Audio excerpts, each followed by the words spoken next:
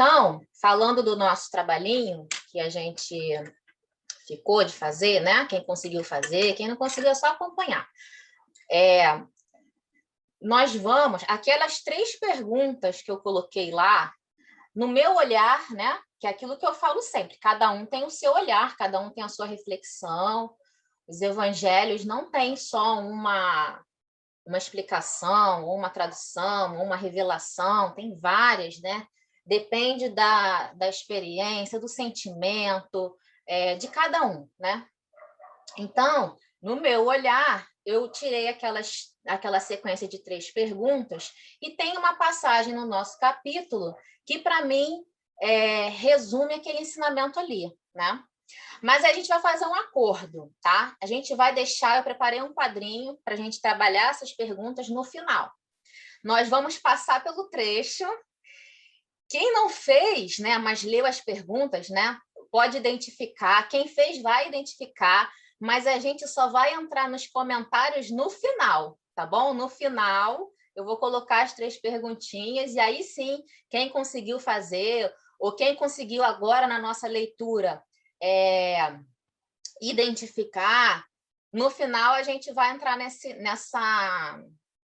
nessas reflexões, porque não são só essas que a gente vai ter, essas foram que eu selecionei para a gente poder fazer a nossa dinâmica no final, mas durante o capítulo até o final nós vamos ter outras reflexões, mas essas a gente vai guardar lá para o final, tá?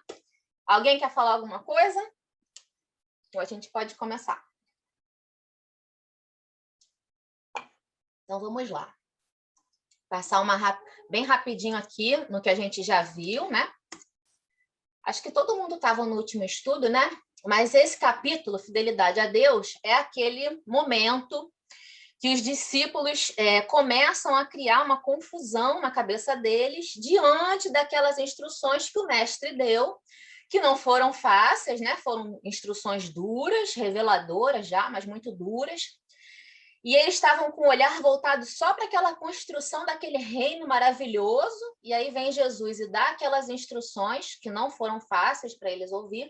Então, criou ali uma confusão, né, na cabeça, no coração, e eles começaram a debater sobre aquilo. Então, Jesus sentiu a necessidade de reunir eles novamente e esclarecer todas aquelas dúvidas que estavam vivas em seu coração, em seus corações. Então, ele vai e começa a falar, né? E os discípulos começam a perguntar. Jesus fala da fidelidade, né? Da fidelidade a Deus. Tudo na vida tem o preço que lhe corresponde.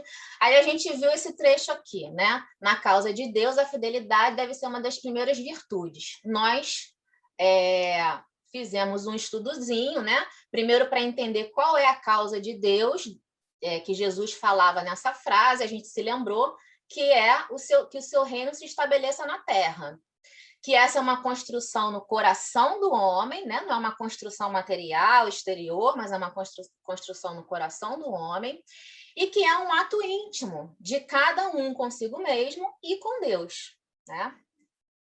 Nós também vimos o significado dessa fidelidade, né? O que significa essa fidelidade? Nós vimos que fidelidade, essa palavrinha é derivada de uma palavrinha grega, fidelitas, que tem como sentido atributo ou a qualidade de quem é fiel, de quem tem lealdade, de quem tem adesão. Adesão a quê? A um projeto, a uma causa, né? E aqui, no caso, a causa de Deus. Nós vimos que esse radical fidelitas, né? Da palavra fidelitas, é a origem da palavra fé. E a gente viu que fé, né, nas palavras de Emmanuel, também é uma construção no mundo íntimo de cada um, que não é por acaso, depende de um movimento nosso, né, onde nós somos orientadores, engenheiros e operários de si mesmo para a construção dessa fé. E lá no Consolador, Emmanuel coloca para a gente que conseguir a fé é alcançar a possibilidade de não mais dizer eu creio, mas afirmar eu sei. Inclusive, a afirmação que Humberto de Campos faz, né, quando ele desencarna, se encontra num plano espiritual, tendo contato com a verdade, né, que a vida prossegue, enfim, e ele fala, não mais cogito de crer, não mais cogito de crer, porque hoje sei. Então, nós vimos esse trechinho. Quem quiser falar alguma coisa, pode interromper, tá? Então, a gente viu que fidelidade à causa de Deus é agir com lealdade, adesão e fé.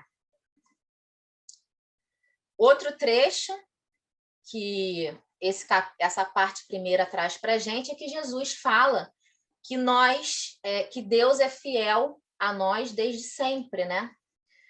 E porque nós não poderemos ser fiéis a Ele. E aí eu trouxe essa reflexão para a gente, de que a gente nem percebe, né? Na maioria dos dias, a gente nem percebe que a gente acorde bem ou a gente acorde mal, o sol está lá para aquecer a gente, né? Para trazer vida. A natureza, sustentada por Deus também, para sustentar o nosso planeta está lá. Os mares, que têm a função de equilibrar a temperatura do nosso planeta, também estão lá vibrando muito, a gente nem sabe como, né? Os frutos todos que a natureza nos dá, tudo isso expressão do amor e do cuidado de Deus, que faz isso desde sempre, quando a gente era apenas uma amebazinha, e ele já amava a gente. E a gente viu também a frase que ele falou, o fato de deixarmos absorver no afastamento favorece a negação, e a gente falou quando que a gente se colocava nessa condição de afastamento. E a gente chegou, tudo que todo mundo falou resultou no mesmo lugar, quando a gente se afasta dos ensinamentos de Jesus. Porque se o mestre falou para a gente que para chegar a Deus, ele era o caminho, a verdade e a vida, se a gente se afasta desse caminho, né, é porque a gente está se afastando dos ensinamentos do nosso mestre querido. Então, até coloquei lá no nosso grupinho, né? Essas foram as reflexões que a gente tirou até aqui. Na causa de Deus, a fidelidade deve ser uma das primeiras virtudes. Repudiar o título de filhos amorosos, o fato de nos deixarmos absorver no afastamento, favorecendo a negação. E trabalhamos agora pela instituição divina do seu reino na Terra. Nem trabalhamos muito ainda, né? Mas vamos fingir que sim. Mas desde quando estará o Pai trabalhando por nós? Então, esses foram os resumos do trecho anterior. Até aqui, alguém quer colocar alguma coisa? Lembrou de alguma coisa? Quer falar ou a gente prossegue? Prosseguimos? Então, vamos lá. Depois que Jesus, né, trouxe já tantos ensinamentos nesse primeiro trechinho, né, em 4 parágrafos, 5 parágrafos, meu Deus do céu, quantos ensinamentos. Os discípulos começaram a entender do que ele estava falando, né? Aí Tiago trouxe o exemplo de um amigo que sucumbiu, né, por ter se voltado muito para a materialidade da vida. Tadeu também trouxe outro exemplo. Pedro também recordou de um caso, de um amigo também que se entregou. Enfim, eles começaram ali a relatar, né, os casos que eles identificaram, né, de pessoas que eles conheciam, que estavam ali de acordo com isso que Deus estava falando, se entregaram, né, às questões do mundo, se afastaram das questões de Deus, e qual foi a consequência disso, né? Porque Jesus falou para eles, o mundo, né, cobra de uma forma muito pior, e a gente ainda assim se entrega mais ao mundo do que a Deus. Mas Jesus gostou do que ele ouviu, né? Desses exemplos que eles trouxeram. É igual quando a gente está na escola dando aula para os aluninhos, né? E aí os aluninhos trazem os exemplos que se encaixam direitinho que você está falando, e fala assim, entenderam. É exatamente isso que Jesus sentiu ali na hora. Eles estão entendendo. Então, daqui a gente continua hoje. Se o mundo pede tanto, por que não poderia Deus pedir-nos lealdade ao coração? Trabalhamos agora pela instituição divina do seu reino na Terra, mas desde quando o Pai trabalha por nós? Esse trechinho aqui é interessante. Ó. As interrogativas pairavam no espaço, porque naquele trechinho ali que passou anterior, Jesus fez várias perguntas, né? para os discípulos.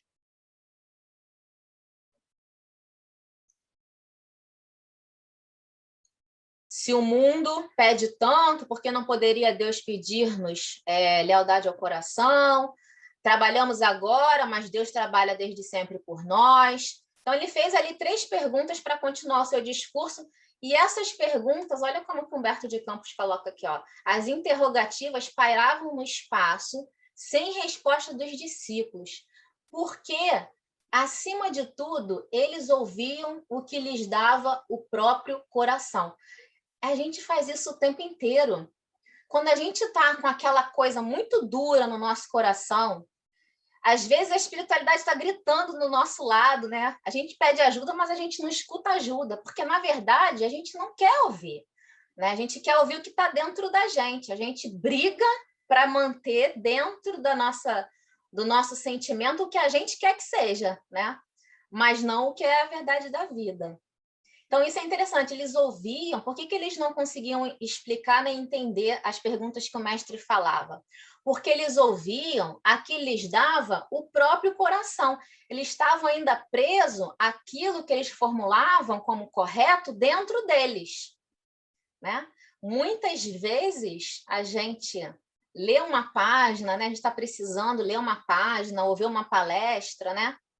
E a gente fica questionando, né, sobre aquilo. A gente briga com aquilo que é falado, porque aquilo briga com o que está dentro da gente. O que está dentro da gente, mesmo errado, por enquanto está confortável, né? Não está doendo tanto. Então, por isso que eles ouviam a que lhes dava o próprio coração. Tem alguém querendo entrar, é a Lu. Vamos lá. Mestre, Tiago, né? Tiago falando com Jesus. Mestre, tem um amigo em Corazim que ouviu as suas palavras santificantes e desejava seguir você. Porém, ele me falou que o reino pregado pela vossa bondade está cheio de numerosos obstáculos. Por quê? Né? Olha que interessante. Acrescentando que Deus deve mostrar-se a nós outros somente na vitória e na aventura. Olha o pensamento desse amigo de Tiago. É um pensamento, gente, muito recorrente até hoje, né? E nós, por vezes, temos esse pensamento, né? Por quê? Quando as coisas dão errado na nossa vida, a gente acha que Deus não está olhando para a gente. Quando as coisas não estão caminhando da forma como a gente acha que deveriam caminhar, a gente acha, né? A gente fica pensando, o que eu fiz de errado aqui? Né? Tá errado isso. E a gente fica achando que Deus quer mostrar alguma coisa para a gente, né? Quer provar alguma coisa para a gente. Na verdade, quer, né? Mas não por esse ângulo que o amigo dele falou. Tem né? Muitos segmentos religiosos hoje em dia que pregam isso ainda hoje. Que se você está caminhando na prosperidade, e a prosperidade material, é porque Deus está olhando para você, Deus está te abençoando, né? A gente tem um colega muito querido que... Deixa eu ver como é que eu vou falar isso para ficar bem simpático, mas para dar esse exemplo, né, de como isso é muito forte. A André está rindo. Está gravando, André, tem que tomar cuidado. Mas é um exemplo muito, muito forte disso, né? Como isso é vivo muito até hoje. Esse amigo, ele entrou para um segmento religioso, né? E aí, a gente foi cantar parabéns no aniversário dele. E aí ele deu a seguinte instrução para a gente no início. Ele falou assim, ó, não posso mais cantar parabéns. Tem que cantar manda bens. Então, por favor, na hora do parabéns, não fala parabéns para, não pode. É manda bens para. Isso é verdade, gente. Isso não é piada que eu estou contando, não. Isso é verdade. É muito triste isso, né? Por que essa visão, essa construção, né, de que Deus só se apresenta para a gente nos momentos de prosperidade material, né? Porque prosperidade aqui é material. Porque isso vai causar no indivíduo uma frustração gigantesca, porque a gente não está aqui para isso, a gente está aqui para passar pelas dificuldades da vida e aprender com elas. a gente está num planeta de provas e expiações, né? Então, se a gente não passou pelas dificuldades, por menor que seja, a gente vai passar, né? E seja quem for, não tem classe, não tem cor, não tem religião, não tem nada, isso é uma lei de Deus, a gente está num planeta para evoluir, num grau ainda que precisa passar pelas provas, né? Então, esse trecho aqui é muito interessante, né? Que Tiago traz isso. Ele falou que seu reino, beleza, é bonitinho, mas tem muito sofrimento. Deus não é isso, não. Deus é só glória. Deus é só prosperidade. Se não está na prosperidade, está com algum problema aí com Deus, com você. Tem que ver esse negócio aí com Deus, porque Deus é só prosperidade. Mas por isso que muitos judeus não aceitaram Jesus, né? Porque como aceitar um Messias que foi crucificado, que morreu entre ladrões, né? Então, e era um pensamento recorrente entre os judeus de Deus, a doença para um leproso era vista como um castigado de Deus, um pobre era castigado de Deus. Então, Jesus, quando começa o Sermão da Montanha, fala do bem-aventurado dos pobres em espírito, exaltando aqueles mais desvalidos, foi uma quebra de paradigma gigantesca, porque até então o entendimento era os ricos, os poderosos, esses sim, são abençoados de Deus, né? Os pobres aí são, porque ou os pais fizeram uma coisa, ou eles mesmos cometeram algum pecado, né? E até hoje, como a Elaine falou, tem essa visão, infelizmente, né? De um Deus que castiga, enfim, né? Mesmo no meio espírita, né? De ver isso, tipo assim, enfim, não vou citar casos, mas, enfim. Vai correr o risco que eu corri, não, né, André? É que você me alertou que estava gravando. Tá gravando, tá gravando. Mas eu fiquei pensando, por que parabéns não pode? Aí depois que eu entendi, parabéns. Agora, parabéns é parabéns. Não manda eu fiquei pensando, porque tem algumas linhas que, não, são contra, porque falam que são cultos pagãos, né? Então, não pode ter Papai Noel, não pode ter, enfim. Aí eu pensei que fosse algum nesse sentido. Não, é nesse sentido dos bens mesmo, né? Entendi. Mais alguém? Obrigada, André. Exatamente, isso que você falou tem tudo a ver. Eles, na época, né? Na passagem, os judeus até hoje não... Assim, embora isso esteja, né, muito devagar, mas não sei se vocês já ouviram falar no grupo de judeus messiânicos, né? Que estão começando... Já ouviu, André? Estão começando a mudar a visão, né? E aceitar Jesus como Messias. E então Tiago falou assim, devo confessar que eu hesitei. Quando ele começou a falar isso, eu comecei a pensar, é verdade. Mas agora, mestre, que você está me esclarecendo isso, eu melhor compreendo os seus ensinamentos. Jesus continua a falar assim, Tiago, nem todos podem compreender a verdade de uma só vez. E a gente precisa respeitar isso, né? É isso que Jesus está falando aqui. Devemos considerar que o mundo está cheio de crentes que não entendem a proteção do céu, senão nos dias de tranquilidade e de triunfo. Nós, porém, que conhecemos a vontade suprema, temos que lhe seguir o roteiro. Então, o que ele está falando aqui? Tem muita gente que acredita, né? Ou acha que acredita, né? Tem crentes de crer, né? Mas não de nenhum segmento religioso, que na época nem existia, né? O que a gente chama hoje os protestantes de crente, né? Não é isso que ele está falando, porque na época nem existia ainda o segmento, nem o cristianismo existia, né? Então não é isso, é crente naquele que crê, né? Crê, mas não sabe crer direito, né? Não sabe no que crê. Obrigada, uma aguinha fresquinha chegando. Não devemos pensar no Deus que concede. Essa visão de Deus também, né? De um Deus que educa, um Deus amoroso, né? Também era uma visão muito nova para eles que Jesus trazia, né? Porque eles conheciam um Deus que punia, que lançava uma língua de fogo, né? Que queimava exércitos inteiros. Era esse Deus que eles estavam acostumados. Então, a ideia de Deus também, para eles, que Jesus trazia, era uma ideia muito nova, né? E aqui ele está dizendo, Deus é um pai que educa. E um pai que educa não é o pai que dá tudo o tempo inteiro, porque isso não é educar, né? Quem é pai aqui, ou quem é tio, ou quem já observou a criação de alguma criança de perto, sabe que educar não é dar tudo, né? Educar é você dar instrumentos para que aquela criança cresça, né? Aprenda, entenda, compreenda e cresça de uma forma saudável.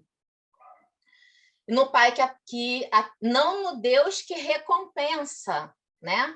Essa ideia de recompensa também era uma ideia muito viva na época e uma ideia muito viva hoje, né?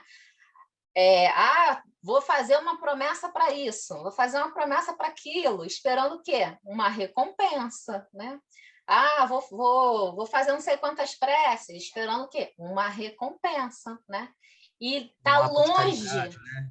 Hã? No nosso meio, vamos vestir um pouco a carapuça, no nosso meio, vamos fazer um pouco de caridade, buscando, Exatamente, entre André. aspas, um bônus horas, né? Vamos lá fazer. A gente pensa logo nos bônus horas, né? Estou fazendo isso aqui para ganhar bônus horas. Tem que fazer caridade para ganhar bônus horas, né? Para pagar a. Como é que é o nome? Para pagar a passagem, né? Daí se segue que a nossa batalha pela redenção tem de ser perseverante e sem tréguas. Nesse ínterim, todos os companheiros de apostolado, manifestando o interesse que os esclarecimentos da noite lhe causavam, se puseram a perguntar com respeito e carinho. Mestre, exclamou um deles, não seria melhor fugirmos do mundo para viver na incessante contemplação do reino? Vamos embora daqui, mestre, vamos embora lá para esse reino logo, você com esse poder todo, vamos botar todo mundo no aerobus, né? E vamos embora para lá. Isso também, ó, vou confessar para vocês, quando eu li Nosso Lar, primeira vez, eu falei, Jesus, eu quero para lá amanhã. Lá é muito bom, e olha que lá tá muito longe aqui da nossa terra, não, né? Mas quem de nós, né, já não pensou isso? Ai, meu Deus, tá tão difícil aqui, queria tanto estar no nosso lar. E essa ideia... Ô, Elaine, mas Oi? eu perdi o medo de morrer com o nosso lar, porque quando eu vi como era nosso lar, eu falei, então lá é maravilhoso. Ô, Eliane, o meu marido, ele fala, quando a gente fala alguma coisa de brincadeira, né? Eu falo assim, eu vou pro nosso lar. Ele fala assim, você vai passar com a cara na lama antes.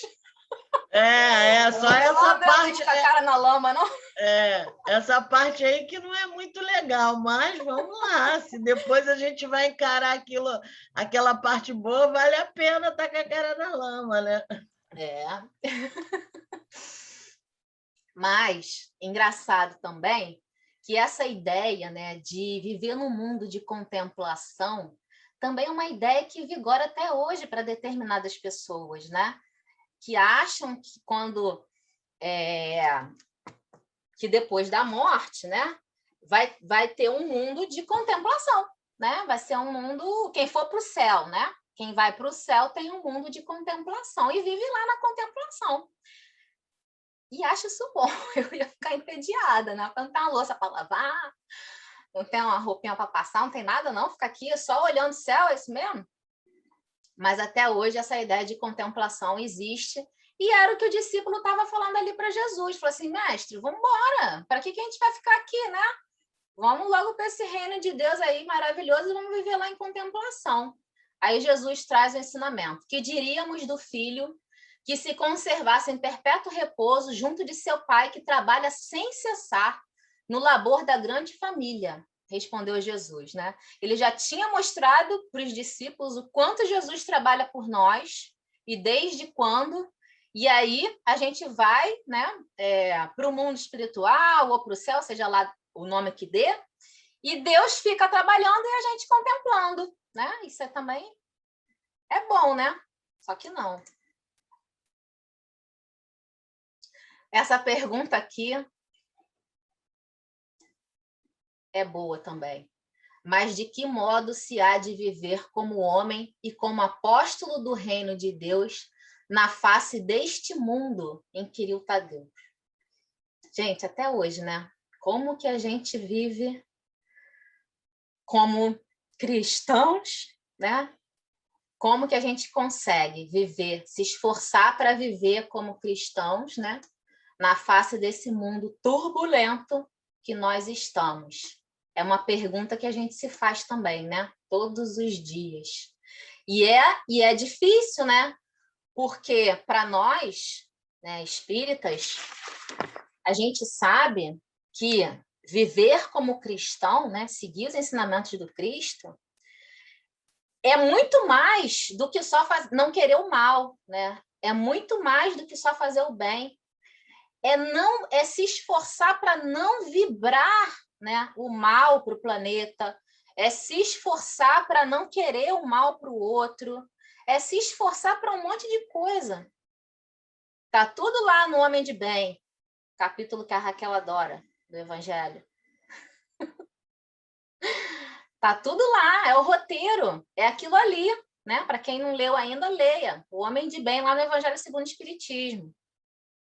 Como que a gente consegue isso vivendo nesse mundo, né, que a gente está vivendo no atual momento difícil de transição, com tantas misérias, com tantas brigas, com tanta separatividade, com tanta discussão, com tanto, né, disso tudo. E aí o mestre disse para o discípulo e diz para a gente hoje também: ninguém pode servir simultaneamente a dois senhores. Olha, onde que está isso? Quem se lembra? Fiz uma anotaçãozinha aqui, deixa eu ver se acho. Quem se lembra onde que está essa frase de Jesus aí? Ninguém pode servir simultaneamente a dois senhores. Eu me recordo também... Servir a Deus e a Mamon, né? Exatamente, Raquel. Eu me recordo do Evangelho, capítulo 16. Não se pode servir a Deus e a Mamon. E essa passagem está no Evangelho de Lucas, capítulo 16, versículo 13 também, onde Jesus traz esse ensinamento, né, de uma forma mais esclarecida. Ninguém pode servir simultaneamente a dois senhores, né? Lá fica muito assim, a gente fica muito presa à questão da riqueza, né? E o capítulo discorre muito sobre a riqueza, né? Mas tem um desdobramento, não é só a riqueza, dinheiro, né? Tem... Ih, alguém caiu. Tem, deixa eu ver se eu pego aqui para me lembrar do título da passagem. Dá para servir a fama, o poder, né? Não só as riquezas, né, monetárias, a vaidade. Hoje em dia está a fase que a gente está servindo muito aos likes, né? Tem uma bem... Exatamente, ao poder, né? Nesse capítulo, Kardec coloca várias parábolas que seguem, né, esse ensinamento. Coloca parábola, não, várias passagens, né? Jesus na casa de Zaqueu, tem um capítulo no Boa Nova lá mais para frente que a gente vai passar por essa passagem. A parábola do mal rico, a parábola dos talentos. Então, tudo isso aqui, né? Só na parábola dos talentos, a questão da avareza, né? Não é só a questão material, é questão de como você vai utilizar os bens que você tem, materiais, espirituais, em função do outro, né, do próximo, de você, da sua transformação, mas com olhar para o outro também, né? Porque servir a sua obra neste mundo, ninguém pode servir simultaneamente a dois senhores. For absurdo viver ao mesmo tempo para os prazeres condenáveis da terra e para as virtudes sublimes do céu. O discípulo da Boa Nova tem de servir a Deus, servindo a sua obra neste mundo. Esse trechinho, servindo a sua obra, é muito amplo, porque o que é a obra de Deus, né? A obra de Deus é tudo que há. São os homens, nós e nossos irmãos, então nós temos que servi-los. O olhar de empatia, de benevolência, de caridade material e moral, que é a mais difícil, né? A caridade material, muitas vezes, é a mais fácil, mas a moral é a mais difícil, porque envolve tudo isso: perdão, a empatia, cuidar da natureza, né? Que é obra de Deus também, né? Dos animais, de tudo que isso há. E no Evangelho, nesse trecho, onde tem utilidade da providencial da riqueza, ele vai falar lá que uma das operações que o homem deve fazer é justamente trabalhar o campo para produzir mais alimento, por exemplo, para alimentar mais as pessoas. E disso, né, disso depende a riqueza, aí sim, material. É o emprego benéfico da riqueza material. Porque Jesus tem uma passagem que ele fala, você acha que eu vim no mundo para fazer todo mundo miserável, né? Entregar todos os seus bens e todo mundo... Não, né? Precisa do material. E essa necessidade desenvolve o homem, né? E aí por aí vai, né? O capítulo é maravilhoso, como todos, mas por aí vai. Então, servir a obra nesse mundo que Jesus fala é servir de todas as formas. Ele sabe que se acha a laborar com muito esforço num grande campo, propriedade de seu pai, que o observa com carinho e atenta com amor nos seus trabalhos. Aqui ele está falando do discípulo que sabe como, né, trabalhar na obra de Deus, né, na obra do mundo, em benefício de Deus. Aqui nesse trecho, em benefício dos homens. Esse trechinho final aqui, eu me lembro de outra parábola também, mas é uma parábola que nós não conhecemos muito, porque tem muitas parábolas que estão no Evangelho que nós espíritas não conhecemos, né? Porque a gente não é muito novo, né? A gente estudar os evangelhos direto nos textos bíblicos, né? A gente estuda o evangelho pelo Evangelho segundo o Espiritismo, que não tem todas as parábolas, né? A gente até tem um projeto aqui no Recanto, que ano que vem a gente vai inaugurar, se Deus quiser, o estudo minucioso com base nas parábolas, em todas as parábolas do Evangelho. Estudar parábola por parábola. E tem uma parábola lá, que é a parábola do servo vigilante. Está lá em Lucas. Alguém conhece? Já ouviu falar nessa parábola? Do servo vigilante?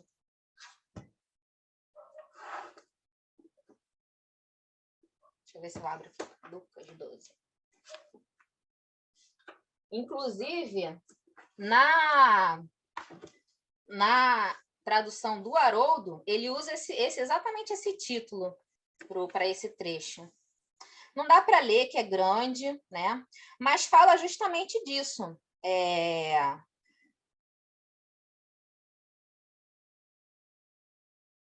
Fala de um senhor que entrega ao seu servo o seu campo para ser trabalhado. E depois ele retorna.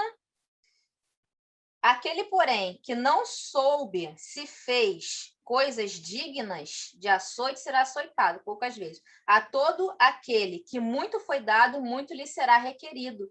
E ao que muito foi confiado, ainda mais lhe será pedido. Esse trechinho aqui a gente conhece mais, né? Então, eu também pensei nesse trecho pequeno aqui, nessa parábola, que o observa com carinho e atenta com amor nos seus trabalhos, no campo que Deus entrega para a gente. Esse trecho final aqui, ó, é certo que as forças destruidoras reclamarão a indiferença e a submissão do Filho de Deus. As forças que nos impelem a não obrar, né, dessa forma na obra de Deus, elas são grandes, né, demais. Mas o servo fiel, perseverante, o filho de coração fiel a seu pai, se lança ao trabalho com perseverança e boa vontade. Cavará pacientemente, buscando as entranhas do solo para que surja uma gota de água onde queime um deserto. Gente, esse trecho, né, a simbologia do deserto, de cavar, de encontrar água, isso é tão bonito, né? Isso é uma simbologia maravilhosa, né? A gente vai poder estudar depois isso mais esmiuçado. O deserto nosso, interno, né, onde lá dentro está guardado, a gente não vê, mas Deus, né, que representa a água viva, né, a fonte da nossa vida, e que para a gente alcançar, a gente tem que cavar, porque está lá no nosso íntimo, né, mas está dentro. É toda essa simbologia aqui nesse pequeno trecho que ele colocou. E tem no Boa Nova, não me lembro qual é o capítulo, mas mais lá para frente, a gente está no Fidelidade, Comunhão com Deus. O nosso capítulo que a gente está hoje é Fidelidade a Deus. Tem um capítulo que é Comunhão com Deus, que, se não me engano, é Tiago, que tem dúvidas de como se processaria essa comunhão com Deus. E aí Jesus, caminhando com ele, indo de algum lugar para algum lugar que eu não me lembro, passa num local que tem justamente um homem cavando, tentando achar água ali de verdade, né? E Jesus, na sua imensa sabedoria pedagógica, usa aquele quadro vivo do homem cavando para explicar para o discípulo o que era a busca de Deus, que é justamente esse cavar até encontrar a água viva. Gente, isso é muito lindo. Eu adoro. Então, coloquei aí as gravurinhas, ó, do que mais próximo da gente seria obrar nesse campo maravilhoso de Deus. Olhar para o nosso irmão, cuidar, né? Aqueles que estão em sofrimento, não só olhar para a gente. E aqui, um dos filhos de Zebedeu, né, perguntou, João ou Tiago, qual a primeira qualidade a cultivar no coração? Perguntou um dos filhos de Zebedeu. E Jesus responde para que sintamos plenamente identificados com a grandeza espiritual da tarefa. Aí Jesus, né, traz a frase que Humberto de Campos deu como título do capítulo. Acima de todas as coisas, respondeu o mestre, é preciso ser fiel a Deus. André, outro ensinamento aqui muito interessante que Jesus traz nessa passagem. André falou para Jesus, mestre, eu não tenho me sentido bem nos últimos dias. Eu acho que eu estou doente. O André caiu, está voltando. Na hora de falar de André caiu. Eu não estou me sentindo muito bem nesses dias e eu não vou poder trabalhar como os demais companheiros. Como poderei ser fiel a Deus tanto? Acordei com uma dorzinha de cabeça, tá forte não, tá leve, mas eu não vou poder ir para quentinha no centro. Acordei sentindo uma coisinha aqui na perna, não vou poder ir na rua entregar quentinha. Acordei assim, não estou muito bem, não vou poder ir para o estudo hoje, não estou com paciência. Gente, né? Não estou bem, então como é que eu vou trabalhar? Aí Jesus dá aquele puxãozinho de orelha. Ouve, presta atenção. Esse ouve aqui de Jesus não é por acaso não, viu? Ouve, presta atenção. Com ênfase. Então, isso aqui que Jesus ia falar é importante. Nos dias de calma, é fácil provar fidelidade e confiança. Né? No dia que está tudo tranquilo, é facinho. Não se prova, porém, dedicação verdadeiramente, senão nas horas tormentosas, em que tudo parece contrariar e perecer. Nesses momentos de dificuldade é que verdadeiramente nós provamos a fidelidade ao nosso Pai. Porque quando está tudo tranquilo é fácil, né? Mas quando está tudo difícil, né? Na hora que eu mesmo sentindo dor, eu tenho que levantar e ir lá cuidar do meu irmão, é nessa hora que eu provo a minha fidelidade à obra de Deus. Na hora que a minha vida está toda louca, que eu falo, não, eu vou parar e eu vou cuidar, né? Eu vou trabalhar, ou eu vou fazer o estudo, ou eu vou fazer sei lá o quê, vou fazer a prece, né? Vou me reunir aqui num grupo para fazer prece.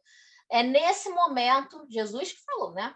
Que a gente prova a fidelidade verdadeira. Porque quando está tudo tranquilo, aí é fácil. Então, aí não conta. Aí ó, a hora bônus hora é pequenininho. Quando bora grandão mesmo é quando tá complicado. E ele falou, André, se algum dia teus olhos se fecharem para a luz da terra, ficou cego, serve a Deus com a tua palavra.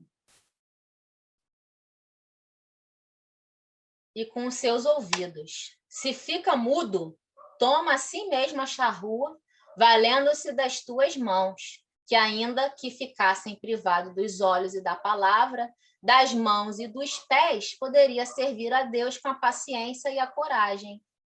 A simples paciência e coragem, está passando pela prova difícil, né? Não consegue nem se levantar, se demonstrar, se exercitar a coragem e a paciência, já está servindo a Deus, porque não está vibrando coisas ruins, né? Além de estar conseguindo transformar e passar pela prova com resignação, submissão, fé, coragem, amor, ainda não está vibrando coisas ruins, está vibrando, né, paciência e calma. Difícil, né, gente? Ler é fácil, mas é bem difícil. Deus com a paciência e a coragem, porque a virtude é o verbo dessa fidelidade que nos conduzirá ao amor dos amores. Tem uma passagem do Divaldo que ele conta que ele teve uma... Eu não sei exatamente se ele teve um problema no coração, muito sério. Não sei se foi infarto, angina, não sei, mas essas doenças do coração, né? Num dia, ele foi hospitalizado, foi atendido e tal, voltou para casa e o médico recomendou para ele repouso. Aí ele está lá deitado na cama, né, repousando. Aí diz ele que Joana de Ângeles aparece para ele. Joana de Ângeles estou na mesma escola que Emmanuel, né? Dava aqueles puxões de orelha brabo no Chico, né?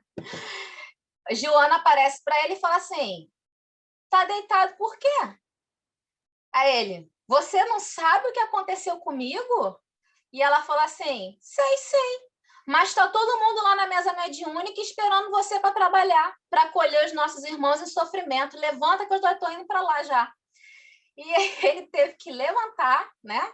Botar a roupa e ir. Aí diz ele que quando chegou lá, né, se arrastando, que eles viraram para ele e falaram assim: foi a Joana, né? E ele só balançou com a cabeça assim: vamos trabalhar. Sentou e trabalhou. E assim, muitos exemplos. O próprio Chico, né? A gente sabe que o Chico sentia dores na vista, né? Tremendas, e estava ali quase que o tempo inteiro, né, do dia dele entregue ao trabalho. E quantos exemplos, né, que a gente tem. Aquele, eu não sei o nome dele, mas é Gigante Deitado. Acho que a Raquel deve conhecer a história. Conhece, Raquel? Então, fala aí, Raquelzinha, se você conhece. Conheço Jerônimo Mendonça. Exatamente. Ele tinha uma doença degenerativa, não é isso? E ele vivia acamado.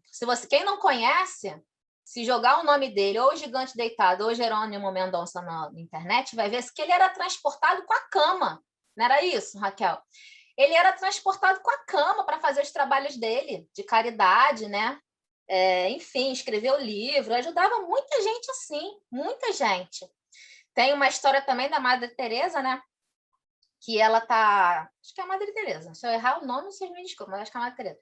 Que ela tá sentada no hospital, hospitalizada, sentada numa cadeira de madeira, né? Super desconfortável, sofrendo ali naquela cadeira. Aí as pessoas iam visitar ela, aí falou assim: mas você nessa cadeira, nesse jeito que você tá, não pode. Amanhã mesmo eu vou mandar uma cama hospitalar aqui para você. Ela: manda, meu irmão. Chegava a cama, ela mandava colocar um outro doente que também estava na mesma condição e continuava na cadeira. No dia seguinte vinha outro: eu vou trazer uma cama para você. Nisso, ela encheu o hospital de cama que não tinha. E continuou ela sentada na cadeira de madeira, sofrendo ali as dores que ela estava sentindo. Gente, isso é demais, né? Isso é inspirador. Irmã Dulce, o André falou. Então falei errado, né? Obrigada, André.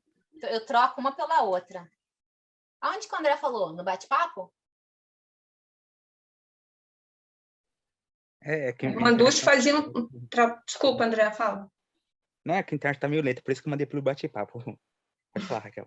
Tá o quê? Eu não entendi o que você falou. Tá um pouco Foi Irmã oscilando. Dulce. Irmã Dulce, isso aí. Obrigada, André. Eu estava na dúvida mesmo se eu tinha errado. Tem um caso do Jerônimo, que o Jerônimo tinha essas hemorragias, né? E ele estava sangrando muito. E aí ele mandou chamar o Chico, porque ele queria ir no Chico, que ele ia morrer de qualquer jeito, estava morrendo de medo. Aí os amigos levaram ele, tudo. E quando ele chegou lá no Chico, o Chico estava atendendo lá a comunidade, lá que ele sempre ia, né? E aí ele chegou para o Jerônimo e falou assim: o que você está fazendo aqui, Jerônimo? Ele falou: Chico, eu vou morrer, eu quero que você me ajude. Estou com muito medo. Aí o Chico colocou a mão onde estava a hemorragia, que ele estava todo sujo de sangue, os lençóis todos sujos de sangue. Ele falou assim: deixa de ser coitadinho e vai trabalhar, que você não tem nada. Aí a hemorragia parou e ele voltou a trabalhar. E ele foi. Muito bom. E a gente com a dorzinha de cabeça não vai dar passe no centro. Vamos lá. Vamos seguir. Muitas histórias, né? André chorava de emoção e não vou conseguir ler em cima. Alguém lê para mim, por favor? André chorava de emoção enquanto os outros observavam a figura do Cristo, iluminada pelos clarões da lua, deixando entrever um amoroso sorriso. Então, todos, impulsionados por soberana força interior, disseram, quase a um só tempo: Senhor, seremos fiéis. Ai, que lindo. Obrigada, Raquel. Senhor, seremos fiéis. Tem uma coisa aqui. E eu imagino que essa era a imagem, né? Iluminada do Cristo que eles viam. Que maravilha. Imagina.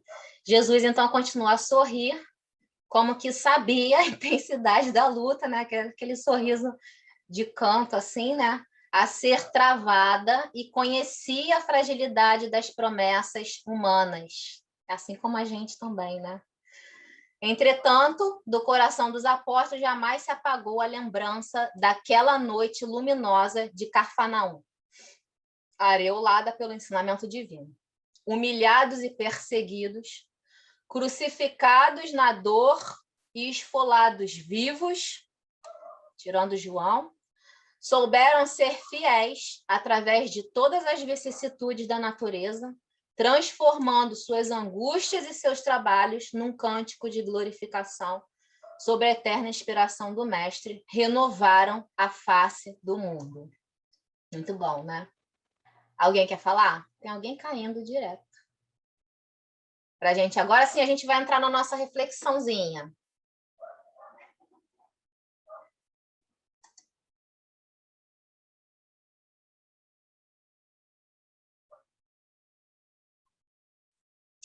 Então, aqui é aquele trecho, né, que eu destaquei para a gente falar, mas de que modo há de viver, a gente já falou, né? Vivendo neste mesmo mundo, muitos espíritos conseguiram ser fiéis ao Evangelho de Jesus. Todos esses exemplos que nós trouxemos, né? Seguindo o seu roteiro de amor e de paz e elevando-se cada vez mais. Isso aqui é um resumo que eu coloquei, tá? A gente já encerrou a leitura do livro. Sofrendo todas as vicissitudes que hoje vivemos, muitos se transformaram porque voltaram seu olhar para dentro de si mesmo e empenharam seus esforços no mandamento maior. Então, respondendo à pergunta de Tadeu, dá para viver no mundo, nesse mundo turbulento, e servir ao mesmo tempo ao reino de Deus? Dá. Tanto dá que nós tivemos muitos exemplos e temos até hoje, né? Exemplos de espíritos que passaram por provas difíceis, mas ainda assim foram fiéis a Deus. E agora sim, a nossa questãozinha. Quem quer comentar? Quem conseguiu identificar nesses trechos que a gente leu, aonde que estão essas 3 perguntinhas, o que tem a ver? Alguém conseguiu identificar?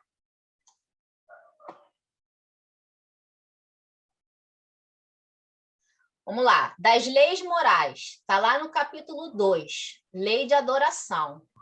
Kardec fez a seguinte pergunta: os homens que se consagram à vida contemplativa, não fazendo nenhum mal e só pensando em Deus, têm perante ele algum mérito? E os espíritos responderam: não. Porquanto se é certo que não fazem o mal, também é que não fazem o bem e são inúteis. Ou seja, não basta somente não fazer o mal. Eu vivo aqui minha vida, não faço mal para ninguém, pago meus impostos. Então, tá tudo legal comigo. Não tá, não. Se não faz o mal, somente está fazendo pouco. Ademais, não fazer o bem já é um mal. Então, se não se movimentar para fazer bem nenhum, você já está colaborando com o mal.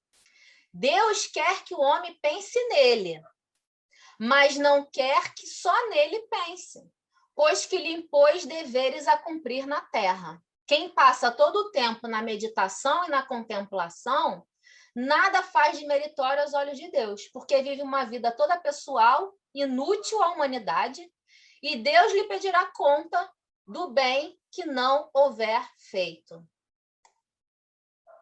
Alguém identificou? Essa foi a pergunta daquele discípulo, né? Muito bem, Arthur. Vou botar aqui para a gente ver, depois eu volto. Foi exatamente essa pergunta. Você até brincou dizendo que era pegar o aeróbus e... Exatamente. Vamos fugir daqui. Vamos fugir desse Eu lembrei lugar. dessa música. Não seria melhor fugirmos do mundo para viver na incessante contemplação do reino, mestre? Vamos embora daqui. Você que tem o poder, você que é assim com o pai, né, que já está lá. Vamos para lá. E Kardec traz para a gente, né, no Livro dos Espíritos, justamente essa explicação da contemplação, né? Porque a gente sabe também que existem segmentos religiosos, né, que se enclausuram e vivem apenas da meditação, da contemplação. Não é um só, não, são vários, né? A gente pensa logo nos conventos, né? Mas não tem só esses, não. Tem muitos outros, né? Que acham que a contemplação, sair do mundo, né? É um exercício grande de desprendimento, né?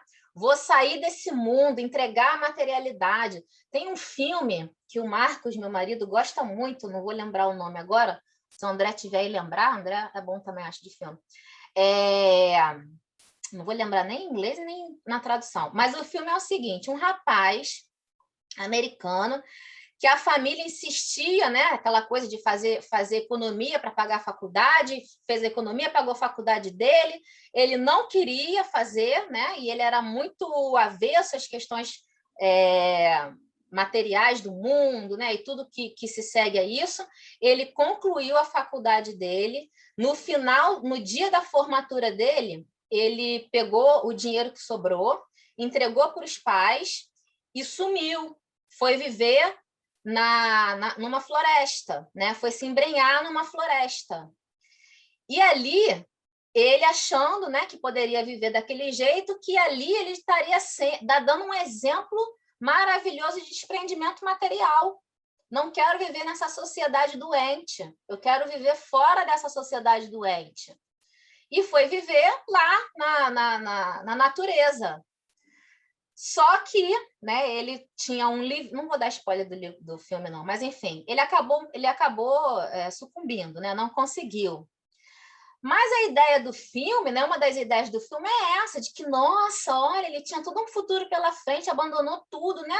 A sociedade que ele criticava, que ele não gostava de uma questão da mãe e do pai também, que vivia para a sociedade de uma forma, mas no íntimo da família era outra coisa, então ele questionava muito isso e achava que muita gente vivia dessa forma.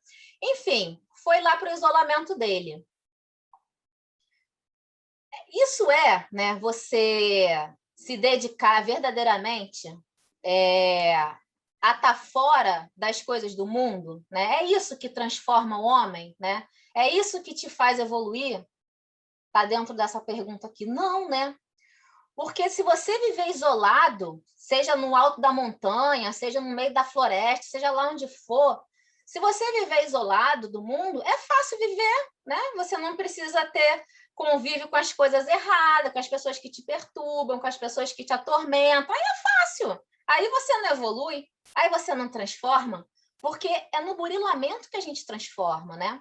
A pessoinha que enche o nosso saco, a gente tem que aprender a conviver com ela, amar ela, né?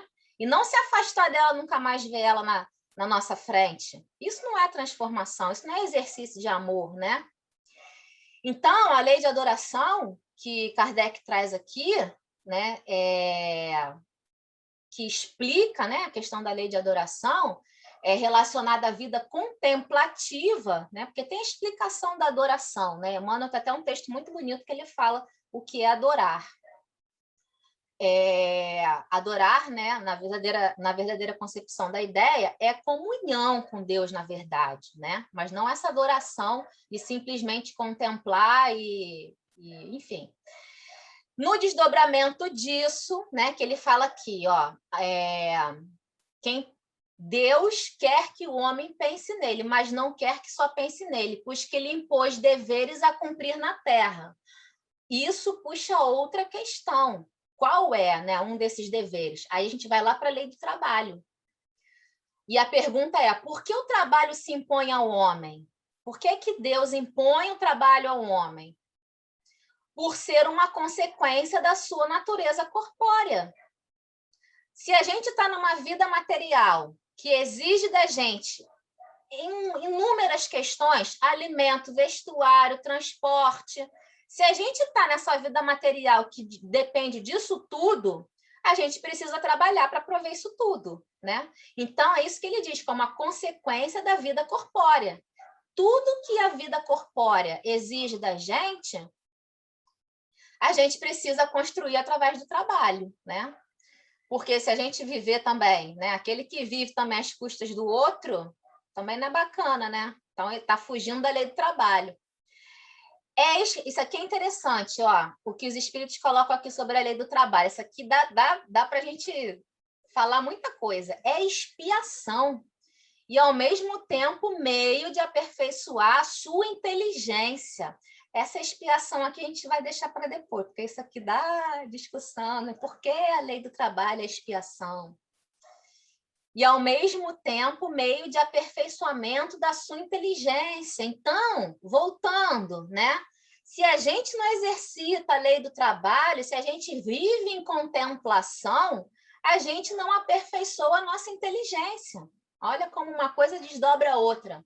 Sem o trabalho, o homem permaneceria sempre na infância quanto à inteligência. Por isso é que seu alimento, sua segurança, seu bem-estar dependem do seu trabalho e da sua atividade. Ao que é muito fraco de corpo, outorgou Deus a inteligência. Olha aí, André, né? Falou, mestre, estou tão doente, vou poder trabalhar não, mestre. Olha aqui na resposta dos espíritos. Ao que é muito fraco de corpo, outorgou Deus a inteligência para suprir essa limitação. Mas é sempre um trabalho, né? O exercício do trabalho. E por que o trabalho aperfeiçoa a inteligência? Vou tirar vocês daqui agora. Por que o trabalho aperfeiçoa a inteligência? Aí está lá no capítulo 8, Lei de Progresso. Como pode o progresso intelectual engendrar o progresso moral? Fazendo compreensíveis o bem e o mal. Gente, olha como que isso é lindo, né? Uma coisa está interligada na outra. Você não pode viver em adoração porque você tem que trabalhar. Você tem que ser produtivo. Por que você tem que trabalhar? Porque o trabalho é uma construção material, porque você depende dela, você tem que estar encarnado nesse planeta que ainda depende de coisas materiais, e aí está a expiação. Então, você vai ter que trabalhar para construir isso tudo. E esse trabalho também vai ser instrumento para o seu aperfeiçoamento intelectual. Porque do aperfeiçoamento intelectual deriva o aperfeiçoamento moral. Porque quanto mais raciocínio você tem, quanto mais conhecimento você tem, mais compreensível se torna para você a diferença do bem e do mal. O homem, desde então, pode escolher. O desenvolvimento do livre-arbítrio acompanha o da inteligência e aumenta a responsabilidade dos atos. Essas questões, vocês estão percebendo, elas estão em lugares diferentes do Livro dos Espíritos, mas elas são todas interligadas, né? Uma coisa está ligada à outra.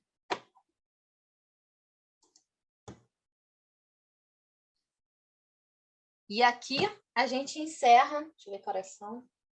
A gente encerra o nosso capítulo 6. E eu quero ouvir de vocês o que vocês sentiram, o que vocês perceberam.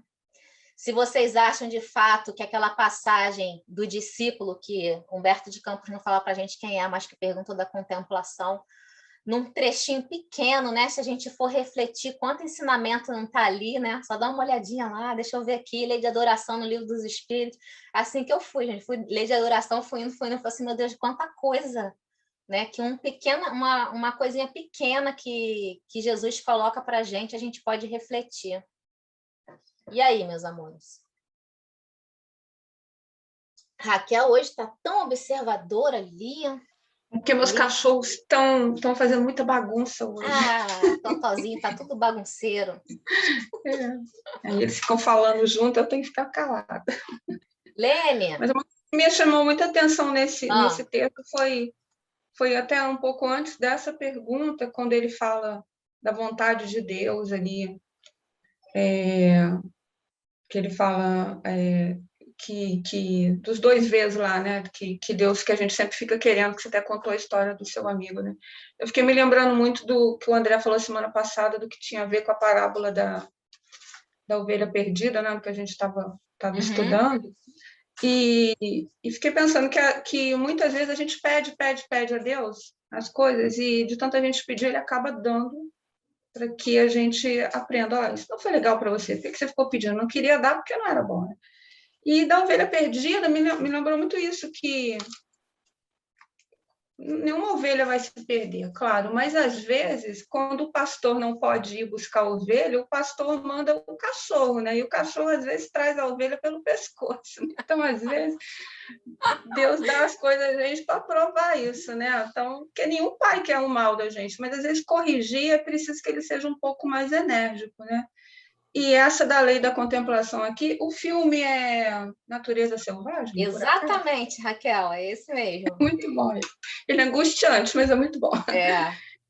Tem um conto hindu que lembra muito isso, a história da contemplação de 2 amigos, não sei se você conhece, em que eles estudaram lá no templo e depois se separaram. Um falou, eu vou me dedicar ao estudo, eu vou me isolar numa montanha com meus livros e tudo, e o outro falou, eu não tenho como me isolar, então eu vou ficar por aqui mesmo. E eles se encontraram 30 anos depois, mais ou menos, assim.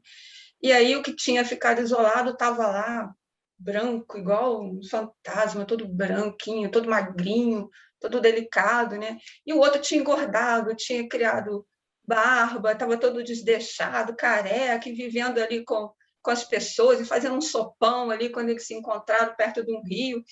E aí ele falou assim, nossa, o que tinha ficado isolado, nossa, mas como você está horrível, o que aconteceu com você? Ele falou, eu continuei a minha vida, né? Eu fui fazer o que eu tinha aprendido, fui servir. Ele falou, não, eu fui, me isolei, aprendi muito, li muito, aprendi muito. Ele falou, o que você aprendeu? Ele falou, eu aprendi a atravessar esse rio sem molhar os meus pés. Aí o outro que tinha ficado, né, aqui, falou assim, isso é fácil, é só pegar um bote e atravessar o rio. Então, eu falei, você não aprendeu muita coisa, então, né? Não foi o óbvio. Então, quer dizer, isolar para a gente não é nada, porque a gente tem que conviver com o outro para aprender, né? Para a gente se conhecer e para conhecer o outro. Por isso que Deus colocou a gente junto. Por isso que ele deixou o joio e o trigo crescer junto, né? Para que a gente se conhecesse e depois se separasse. Mas então Deus tem sempre o caminho certo para a gente, né? E Jesus, quando ele fala lá também, né? Que você falou, a gente vocês vão sofrer muito ainda e tal, vai acontecer muita coisa, né? Como se fosse assim, sabe de nada, inocente, vocês não sabem o que esperam por vocês, mas eu vou estar aqui, né? Se vocês seguirem o que eu falei, se vocês se lembrarem das coisas que eu falei, vai ficar um pouquinho mais fácil, né? Vai doer menos, né? Então, guarda aí alguma coisa, vamos ver se alguma coisa serve para você. Vai ficar. Eu adorei muito esse capítulo, achei lindo. Também, muito bom, Raquel. Tem uma questão nessa questão de você ter que conviver com as pessoas, e é nisso que a gente cresce, né? Eu costumo falar assim, quem trabalha na casa espírita, eu digo assim, o maior ensinamento e maior oportunidade de crescimento que a gente tem no trabalho na casa espírita, e aí eu coloco todo o templo, né, é a mesma coisa feita de seres humanos que são todos iguais, né? Então, o grupo da Igreja Católica, o grupo da Igreja Protestante, qualquer grupo, né, que se reúna para fazer um trabalho. O maior crescimento, né, não vem do tempo que você despende para ir para lá, que às vezes é difícil, né, a gente conciliar. Não vem, às vezes, da dificuldade, às vezes, que você tem de construir um trabalho, né, dentro da casa. Não vem, às vezes, da dificuldade que você tem, às vezes, de colaborar materialmente. Não vem disso. O maior crescimento nosso na casa espírita é a gente aprender a lidar com os nossos irmãos, com as dificuldades, né, que se apresentam nos grupos, com aquelas diferenças que surgem. Esse é o maior desafio. Para mim, dentro da casa espírita hoje, principalmente é esse. Você aprender a lidar com os irmãos, a acolher, né? Entender que você também é uma pessoa difícil, Isso tudo, né? Essa maior transformação, eu acho, hoje, que a gente tem a oportunidade de ter. Um trabalho em grupo, seja ele qual for, né? Eu cito a Casa Espírita, que a gente tem muito costume. Fala, Lu. Que vem desse burilamento, né? Da gente estar ali dividindo um trabalho, um tempo, um espaço com pessoas que são diferentes da gente. E a gente precisa aprender a amar todos, nas suas dificuldades, nas suas individualidades, acolher. Fala, Luzinha. Então, obrigada por esse estudo lindo que a gente todos gostamos. Eu vou falar rapidinho, que eu estou vendo que está avançando aí a hora. Eu só queria complementar o que você falou, e nessa questão, né, parece meio óbvio, mas a gente tem que estar sempre falando de que o nosso crescimento e o nosso mérito só vem exatamente das dificuldades que a gente tem com essas, entre aspas, pessoas que a gente vai encontrar no nosso dia a dia, seja na nossa família, seja na casa espírita, seja no nosso trabalho, na rua, no condomínio, em qualquer lugar. Mas o que eu gosto de colocar na minha cabeça, já há uns anos eu sempre pensei isso, é que se a gente pensar de outra forma, se a gente pensar que é como se fosse um presente, né? A gente veria de outra forma. Na minha opinião, essas pessoas que aparecem mais difíceis na nossa vida, elas são como se fosse um presente de Deus para a gente se melhorar, porque, igual o exemplo aí que a Raquel falou da pessoa que se isolou, a gente só consegue progredir, entender que tem que melhorar, entender que nós também erramos, entender que somos pessoas diferentes, irmãos mais diferentes, só exatamente com essas pessoas, com essas oportunidades. E aí, como a gente sabe que o acaso não existe, não é por acaso que a gente está num trabalho que às vezes encontra pessoas difíceis, ou numa família que a gente encontra pessoas difíceis, ou num círculo de amigos, seja ele nossos amigos ou da casa espírita, tanto faz. Então, é aí que a gente vê o mérito, é aí que a gente vê o nosso crescimento. Então, se a gente entender isso como um presente de Deus, a gente já se sente melhor e a gente já consegue trabalhar isso de uma melhor forma. E sim, o mérito vai ser, a gente vai colher aí mais na frente os frutos desse acolhimento, que é a carinha da nossa casa. Muito bom, Lu, você é muito fofa. Adorei, obrigada. Mores, semana que vem nós vamos entrar no capítulo A Luta contra o Mal. Sabe o que a gente vai estudar? O que é capeta, o que é diabo, o que é Satanás. Vamos entender direitinho essa história toda aí, hein? E eu vou passar um trabalhinho, entre aspas, para a gente trazer para o próximo capítulo pronto, tá? Que tem justamente a ver com essas questões, dessas simbologias aí que a gente tem no Evangelho. A luta contra o mal é o próximo capítulo. Então, vou fazer a nossa prece para a gente encerrar, tá bom? Vou apagar a luzinha aqui. Vamos elevar os nossos pensamentos. Agradecer ao nosso Pai a oportunidade desses pequenos momentos de estudo, desses pequenos momentos de comunhão entre corações fraternos que aqui se encontram na mesma busca, na busca pelo nosso Pai, pela nossa paz, pelo nosso melhoramento, pelo nosso crescimento. Essa busca que, através do nosso Mestre Jesus, seu exemplo, seu amor, nos torna confiantes e mais fáceis ao nosso coração. Obrigada, Pai, por tanto amor. Obrigada, Pai, por tanta luz. Esteja conosco, Mestre, hoje e sempre. Que assim seja. Amores, obrigada. Fiquem com Deus. Uma noite de muita paz para todos, tá? E obrigado mais uma vez pela paciência de vocês estarem aqui com a gente estudando e ajudando a gente a construir. Beijo, fiquem com Deus. Obrigada, Elane. Fiquem bem, gente.